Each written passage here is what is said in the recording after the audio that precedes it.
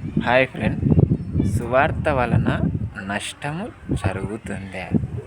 ఎందుకు నష్టం జరుగుతుంది?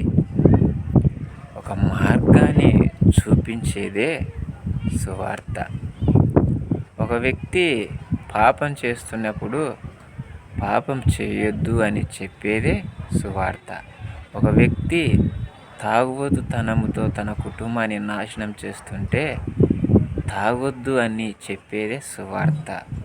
ఒక స్త్రీ వ్యభిచారం చేస్తుంటే వ్యభిచారం చేయొద్దు అని చెప్పేదే సువార్త. మరి ఈ రోజున మత మార్పిడి చేస్తున్నారని అనేకులు ఎంతోమంది సువార్థికులను నిందిస్తున్నారే. మతాన్ని మారమని చెప్తుంది ఆ సువార్త. అంటే బ్రతుకును మార్చుకోమని చెప్తుంది సువార్త. యేసుక్రీస్తు ప్రభువు పునరుద్ధానమై తిరిగి లేచినప్పుడు నేనే మార్గము, నేనే సత్యము, నేనే జీవం అన్నాడు. ఆ జీవానుసారంగానే జీవిస్తున్నాము. కానీ నువ్వు నమ్మకపోతే నరకానికి వెళుతావు, నమ్ముకుంటే పరలోకానికి వెళుతావు అంటే ఈ రోజున మంచి ఉంది, చెడు ఉంది.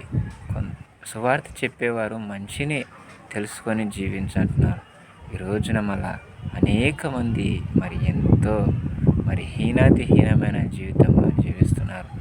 బాధలు ఉన్నవారిని ఓదార్చేవారు ఒకరు కూడా లేకపోతే సువార్తతోని చెప్పి వారి ఇంట్లో ఉన్న సమస్యను తెలుసుకొని వారిని ఓదార్చే క్రైస్తవులుగా జీవిస్తున్నారు. కానీ మతాన్ని మార్పిడి చేసి అల్లాకోలం చేసి జీవితాలను నాశనం చేయడం లేదు.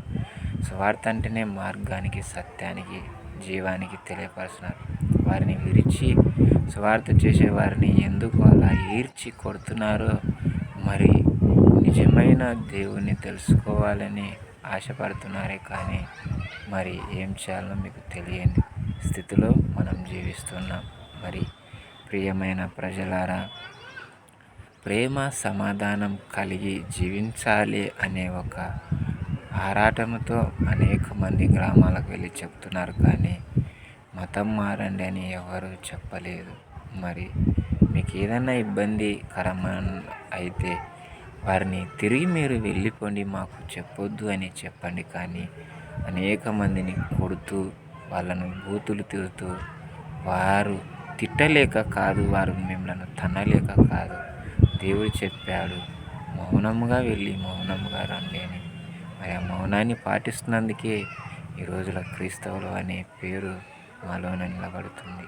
ప్రతి ఒక్కరూ సత్యాన్ని తెలుసుకొని జీవించాలని ప్రభు పేరట మీకు మనవి చేస్తున్నాను. ఆమేన్.